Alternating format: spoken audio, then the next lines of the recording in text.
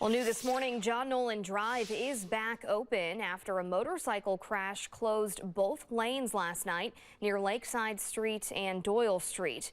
Madison police say the driver of the motorcycle was taken to the hospital after hitting a car when turning onto John Nolen Drive.